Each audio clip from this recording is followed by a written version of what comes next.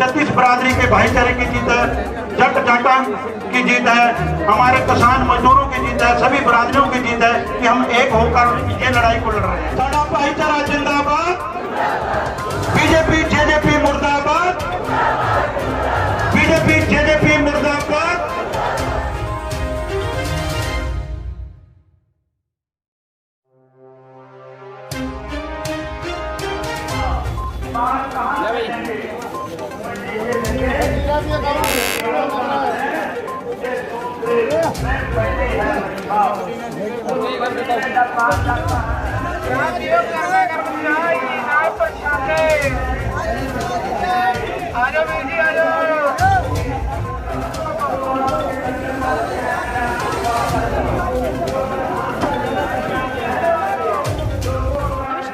Singla PV news में ਤੁਹਾਡਾ ਸਵਾਗਤ ਕਰ ਰਹੀ ਹਾਂ। मौके तो तस्वीरां दिखा रहे हैं टोहाना शहर ਦੀਆਂ हम दिखा रहे हैं कि जो किसानों का जो जन सैलाब है वो इत्थे किस तरह पहुंचा होया है, किसानों ने किवें भारी मात्रा दे विच इत्थे शिरकत की है अपने किसान आगुआं की रिहाई नूं लैके।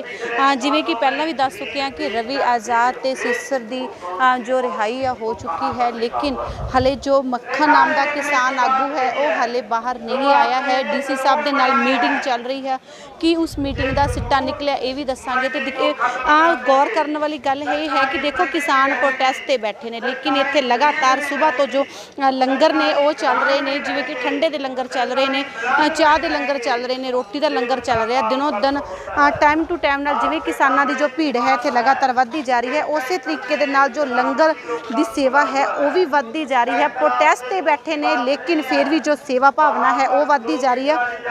गल करावांगे कुछ किसानों के नाल ते जानांगे कि उन्हां दी अगे दी रूपरेखा की है, इस अंदोलन बारे वो की कहना चाहते हैं। लेकिन प्रशासन झुकने का नाम नहीं ले रहा है, क्या कहना चाहोगे? प्रशासन तो जो है झुकने का नाम भी लगा। यहाँ देखो हरियाणा की पूरी तादाद पहुंची और कुछ भाई पंजाब से भी आए हैं, यूपी से भी आए हैं। अगर हमारा अभी तक तो एक भाई जो है अंदर है और 2 भाइयों को जो है रिहा किया गया है, लेकिन उनके भी अभी तक जो है धाराएं लगाई गई है वो खारिज नहीं की है। और अभी अंदर मीटिंग चल रही है, मतलब भाई रिहा होगा या नहीं होगा इसके बारे में तो अभी हमें पक्का कन्फर्म नहीं है। लेकिन अगर बाय चांस उसको रिहा नहीं करते तो पंजाब से भी यूपी से भी पूरे के पूरे जत्थे यहाँ उतरने के लिए ये शासन और प्रशासन हमें मजबूर कर रहा है और फिर हम इसके जिम्मेदार नहीं होंगे। यहाँ पर जो संयुक्त मोर्चा के एक आह्वान की जरूरत है, हमारे यहाँ पर पशुओं को भी लाने की हम जो है रणनीति बनाए हुए हैं, अगर ये हमारी बात को जो नहीं मानेंगे तो। जैसे प्रोटेस्ट दिनों दिन लगातार जैसे बढ़ता जा रहा है, तो जो राजनीतिक दबाव है वो भी मतलब किसानों के ऊपर पड़ रहा है, तो क्या कहोगे कि जो ये किसानी आंदोलन चल रहा है इसमें राजनीति हावी हो रही है? नहीं, राजनीति बिल्कुल हावी नहीं हो रही है। ये हमारा किसान आंदोलन है और इसमें मजदूर व्यापारी ये सब बल्कि मैं तो कहूँगी कि ये स्टूडेंट छात्र हर एक वर्ग का आंदोलन है। और इस आंदोलन की आवाज़ जो है छात्र संगठन से लेकर मजदूर व्यापारी हर तबके के लोग इसकी आवाज़ को शिखर तक पहुँचाने की कोशिश करेंगे। और हमारा आंदोलन जो है जितना लंबा चलेगा ना, हमें तो उतना ही फायदा है हमारे आंदोलन का, क्योंकि इसमें सभी के मुद्दे सोल्व होंगे। आज हमारे इस किसान आंदोलन में सभी के मुद्दे सोल्व होंगे और राजनीतिक का दबाव तो हम बिल्कुल भी नहीं पड़ने देंगे हमारे किसान आंदोलन पर। और 6 महीने तो हमें यहाँ पर टिके हुए हो गए हैं। अगर ये शासन और प्रशासन हमें मजबूर करेगा तो 2024 तक का हम अपना प्रोग्राम करके बैठे हैं अपने बॉर्डरों पर। जैसे 26 मई को रोष डे था जो कि संयुक्त मोर्चे की कॉल थी, और ये सिरसा में भी लोगों जो किसान थे वहाँ पे उन्होंने रोष दिवस था वो मनाया था। उसके दौरान उनके ऊपर 150 किसानों के ऊपर जो पर्चे थे वो कटे थे, वो बैरिकेड तोड़ने के जो 150 पर्चे थे, क्या उनके लिए भी प्रोटेस्ट किया जाएगा? जी बिल्कुल किया जाएगा। यहाँ पर यही बात है कि जो इन्होंने पर्चे लगाने हैं वो संयुक्त मोर्चा पर लगाओ। जो नेता बैठे हमारे 113 संगठन है उन पर लगाओ। यहाँ पर ये छोटे छोटे बच्चों के 20-20 साल 25-25 साल आगे चल के उनकी नौकरी करने की भी उम्र है, आगे चलकर वो क्या खाएंगे? ये युवा पीढ़ी का नाश करना चाहती है ये सरकार, और यह नाश हम होने नहीं देंगे। ये हमारी फसल बचाने की लड़ाई है, जमीन और ज़मीन बचाने की लड़ाई है, आने वाली पीढ़ियों को बचाने की लड़ाई है। और इस लड़ाई को हम अपने माँ बापों के साथ कदम से कदम मिलाकर लड़ते रहेंगे और आगे बढ़ते रहेंगे। लेकिन जो बीजेपी के हैं उनका ये कहना है कि जो ऑर्डिनेंस के बिल हैं उनमें कुछ फ़ायदा भी है, इनको पढ़ के देखा जाए। ये उनके लिए हानिकारक है जिनकी ज़्यादा ज़मीनें हैं और जो ज़मीनें उन्होंने ज़्यादा ठेके पे दे रखी है। आम वर्ग के लिए जो बेनिफिट है, अगर फायदा है तो हमारे बीच में आके बात क्यों नहीं करते प्रधानमंत्री जी? अगर उनका ये कहना है कि एक कॉल की 11 बार की वार्ता हो चुकी है और उसके बाद भी कोई सोल्यूशन नहीं है। 3-4 महीने हो गए, प्रधानमंत्री जी ये बोल रहे हैं कॉल की दूरी पर है, तो नंबर दो हमको, उस कॉल दूरी का नंबर दो, हम कॉल करने के लिए तैयार हैं। भाई हम कोई भी चीज़ लागू करते हैं ना, उससे पहले लोगों को समझाते हैं। उन्होंने हमें कुछ भी नहीं बताया इस बिल के बारे में। कोरोना काल की आड़ लेकर लोगों पे बिल लागू कर दिए और लागू करने के बाद ऐसी क्या मजबूरी हुई कि वो ऐसे बिल में बैठ गए, वो दोबारा कभी दिखाई नहीं दिए।